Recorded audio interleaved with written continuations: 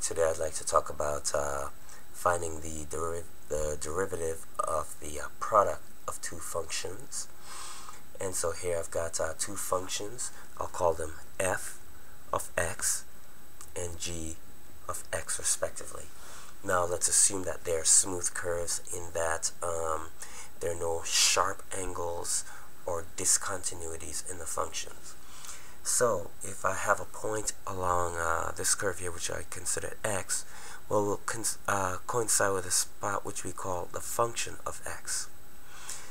And if I have x plus delta x, with this little gap here being delta x, and that being x plus delta x, well, it will go up to a point which we call the f of x plus delta x, which can also be depicted as the function of x plus the change in function of x plus delta f of x. And just to make things easier, I'm going to call it f plus delta f. So now, if I wanted to find the derivative of this point, I can say take the limit as delta x approaches 0. Well, I could say f of delta x minus f of x, okay, which is the rise, and divide by delta x, which is the run. But today I'm going to call it f plus delta f. So it's going to be f plus delta f and then minus f all over delta x. Now this seems rather inefficient, but it will make sense when I do the products of both functions.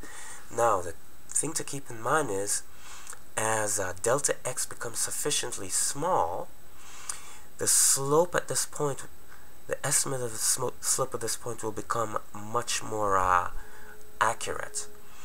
In addition to that, delta f will also become infinitely small when delta x becomes infinitely small.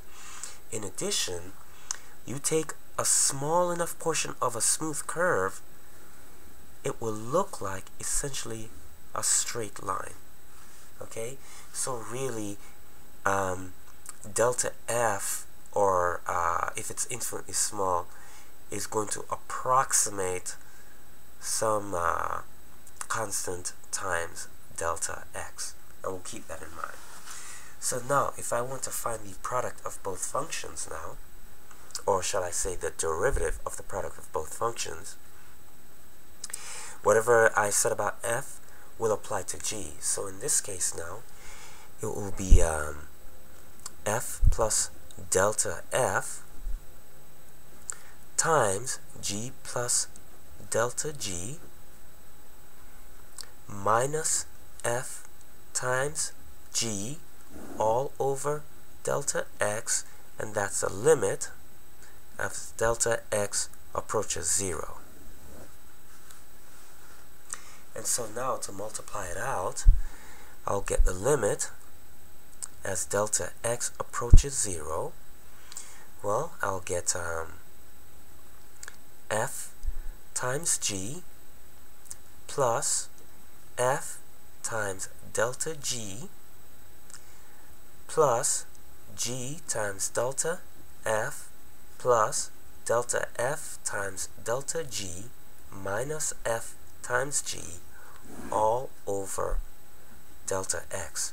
Well, the negative f times g and the positive f times g cancel out, and we'll get the limit as delta x approaches 0 of f times delta g over delta x plus g times delta f over delta x plus delta f times delta g all over delta x. Well, what happens is that as delta x becomes extremely small, as I said before, delta f becomes extremely small, and the same applies to delta g. So basically now, you multiply two extremely small numbers, and that's two numbers which are much less than 1. What will happen is that the numerator will drive to 0 much faster than the denominator. And so essentially, that will approach 0, and so we'll have now, when this becomes infinitely small, we'll have now f times dg over dx plus g times df over dx, and that's basically the derivative of f times g over dx. Okay, so we just proved one case where the derivative of f times g is basically f times dg over dx plus g times df over dx. Now let's take this a step further. Let's multiply both sides by dx, which should remove the dx from the denominator, and then we're going to integrate it.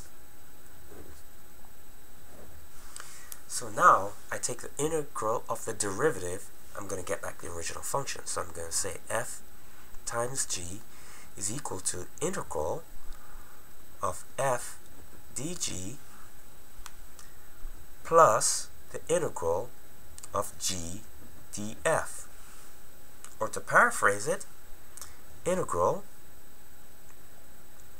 f dg is equal to, and basically what I'm doing, I'm basically minusing this from both sides and just flipping it around, is equal to f times g minus the integral of g df.